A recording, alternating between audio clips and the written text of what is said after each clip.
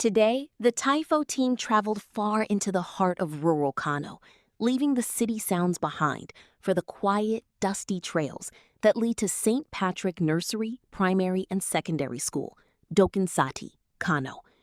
We weren't just visiting a school, we were visiting a community that has become a part of our mission.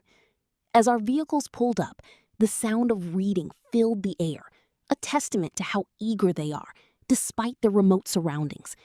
This reminded us exactly why we do this. There is a specific kind of energy you only find in a school like St. Patrick's.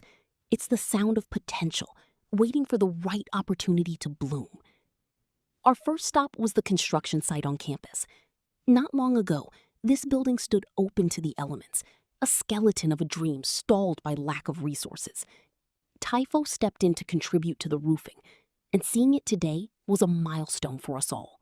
I stand there on behalf of the parish, as a parish priest of this place, to thank the Taifo Foundation for what they have done to us here. In fact, the support of the Taifo was what made me to roof this school, and after roofing the school, a token that was remaining, we used it to buy this land you're occupying. The land you're occupying now was not ours. It's bound that we have the boundary here, but from here to that area. This is St. Patrick's School, and we stayed long before we came here, and we thank God for the work Father Michael is doing. And in this place right now, we hope to collaborate with them to make sure that this place is completely comfortable enough for the other students. As we can see from the beginning of the building, a kind of a wall, bricks are erected in order to stop the storms that would usually come, especially around the raining season. As we walked through the structure, inspecting the work, there was a profound sense of joy among the volunteers. We weren't just looking at wood and zinc. We were looking at shelter for future doctors, engineers, and leaders.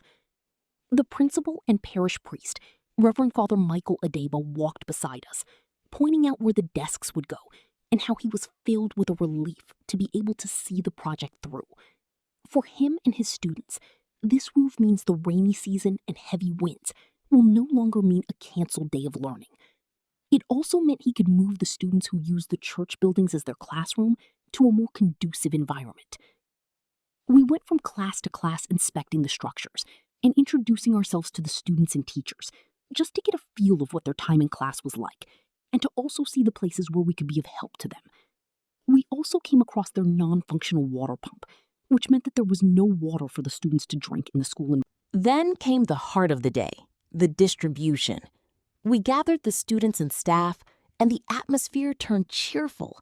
We started with the basics: fresh notebooks, pens, mathematical sets, erasers, and pencils. To see a child hold onto their new notebook like a treasure was a humbling reminder of the things we often take for granted. We went further with the older female students and the female staff, providing sanitary pads, because in remote areas, period poverty is a silent barrier to education, and providing these essentials is about more than hygiene. It's about dignity and ensuring no girl misses school because of a natural cycle. We know that a school is only as strong as its educators. These teachers work in difficult conditions with limited supplies, yet their dedication is unwavering. To show our appreciation, we provided them with packs of notebooks for their lesson notes and stipends. The reactions were overwhelming, and some of the teachers took their time to appreciate the organization and highlight some of the challenges they face in their noble duties. All through my years of being in this school, this is my 18th year. We have never experienced such a kind gesture. Father Tony, I want to say that God Almighty alone is the only one that will reward them. On behalf of the teachers, the students, and the pupils, we thank this foundation. As you go around, you see the school compound. We are liking some seats, and also we are liking some, for example, we need to change our school uniform because this one has take a lot of years, for many years. So, and also, especially the classes, you go around and you see it. It wasn't just about the money. It was the recognition that their hard work is seen and valued. After the children returned to their classrooms, some of their mothers joined us and sang our praises. As we looked back at the school while driving away, we were hit with the realization that St. Patrick's may be in a remote village, but today it felt like the center of the world. At Typho, we believe that when we roof a classroom, provide materials, and empower a teacher, we aren't just changing a school, we are securing a future. We are rising as we lift others. If you want to plan for a year, plant a seed. For a decade, plant a tree. But if you want to plan for a lifetime, educate a child.